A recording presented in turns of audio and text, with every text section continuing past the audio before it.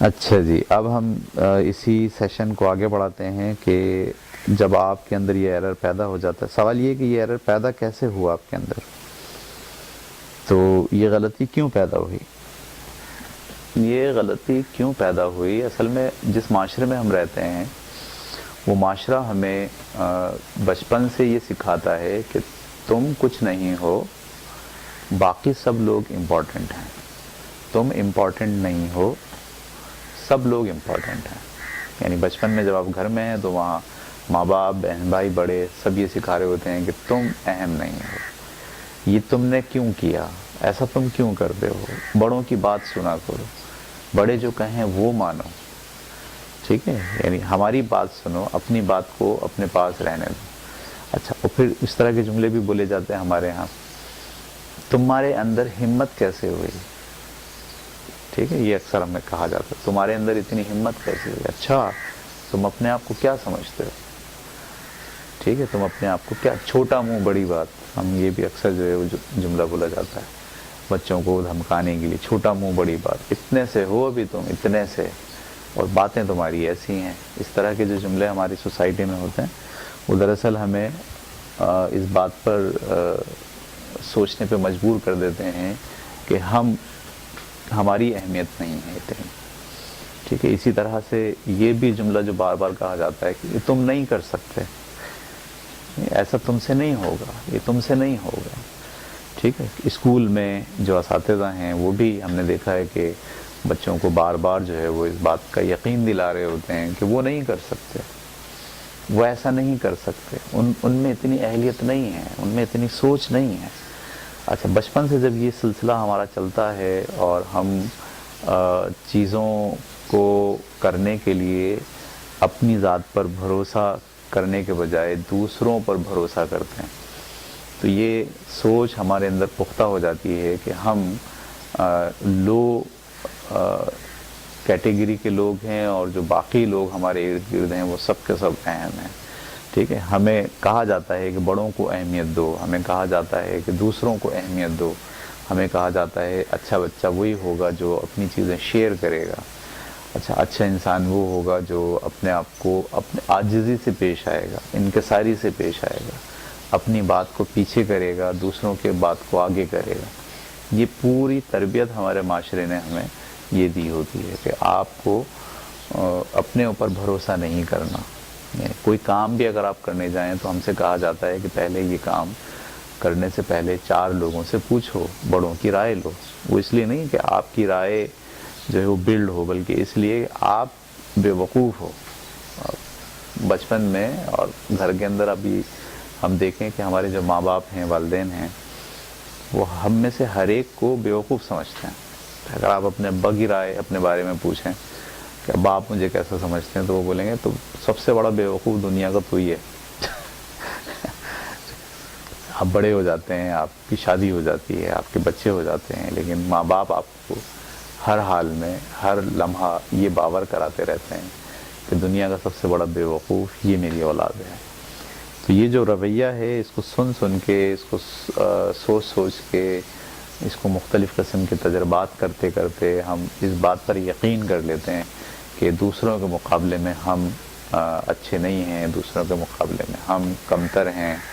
دوسروں کی رائے بہت امپورٹنٹ ہے، ہماری رائے میں اتنی اہمیت نہیں ہے، ہماری سوچ اور کسی نتیجے پر پہنچنا اس کی کوئی اہمیت نہیں ہے، ابا کی سوچ جو ہے وہ زیادہ اہم ہے، انہوں نے زیادہ بڑی دنیا دیکھی ہے، اور جو بہت عقل مند اور ذہین لوگ ہیں وہ بہت انہوں نے تجربات حاصل کیے ہیں، جس کی وجہ سے وہ اس مقام پہ پہنچ گئے ہیں، اور ہم کیونکہ ہم نے کچھ نہیں کیا، ہم کچھ نہیں کر سکتے، لہذا ہم وہیں کے وہیں رہیں گے۔ یہ یقین ہمیں یہ معاشرہ ہمیں دلا دیتا ہے، جس کی وجہ سے یہ ایرر ہمارے اندر پیدا ہو جاتا ہے۔ اچھا، جب ہم بڑے ہو جاتے ہیں، اب لائف کو فیس کرنا شروع کرتے ہیں، تو یہ مسئلہ ہمارے سامنے آتا ہے کہ جب بھی ہم کسی کام میں ہاتھ ڈالتے ہیں تو سب سے پہلے یہ سمجھتے ہیں کہ یہ ہم سے نہیں ہوگا، ٹھیک ہے۔ اسی طرح آپ کی جو رائے ہے وہ آپ کی نظر میں اہمیت نہیں رکھتی، اور آپ جو ہے وہ سمجھ جاتے ہیں، اس پہ یقین کر لیتے ہیں پکا ٹھکا کہ میں اتنا امپورٹنٹ نہیں ہوں، میری نظر میں دوسرے لوگ زیادہ امپورٹنٹ ہیں۔ تو یہ ہماری غلطی کی جو وجہ ہے، اس میں ہمارا معاشرہ امپورٹنٹ رول پلے کرتا ہے. ٹھیک ہے, اپنے مقابلے میں ہمیشہ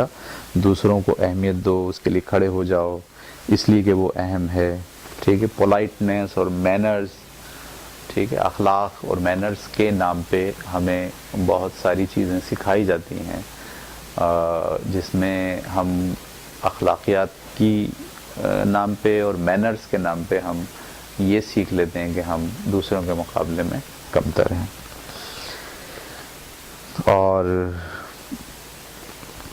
دوسروں کے لحاظ سے سوچنا, اور جو معاشرہ ہمیں یہ سکھاتا ہے کہ آپ کسی چیز کو خود مت سوچیں بلکہ دوسروں کے لحاظ سے سوچیں آپ. ٹھیک ہے, جیسے مثال کے طور پر میں نے جب اپنا اسکول فل ڈے کرنے کا ارادہ کیا تو جو ریزسٹنس آئی وہ یہ ہے کہ کیا معاشرے میں اور فل ڈے اسکول ہیں؟ کیا سارے لوگ بیوقوف ہیں؟ آپ ہی عقل مند ہو. آپ نے دیکھا ہے کسی کو کہ کسی نے فل ڈے اسکول چلایا ہے؟ یعنی آپ کو سوچنا ہے تو کس کے لحاظ سے سوچنا ہے؟ معاشرے کے لحاظ سے. سوسائٹی کیا کر رہی ہے, اگر وہ کر رہی ہے تو آپ بھی کریں, اگر نہیں کر رہی تو آپ کو کرنے کی ضرورت نہیں ہے, آپ کی سوچ ٹھیک نہیں ہے. ٹھیک ہے, تو یہ ریزسٹنس آتی ہے آپ کو کہ جب آپ کوئی کام کرنے کے لیے کھڑے ہوتے ہیں, کسی چیز کو اڈاپٹ کرنے کے لیے کھڑے ہوتے ہیں, کسی آئیڈیا پر کام کرنے کے لیے کھڑے ہوتے ہیں, تو پوری سوسائٹی مل کر یہ زور لگاتی ہے کہ یہ نیا آئیڈیا فلاپ ہوگا, ایسا نہیں ہو سکتا.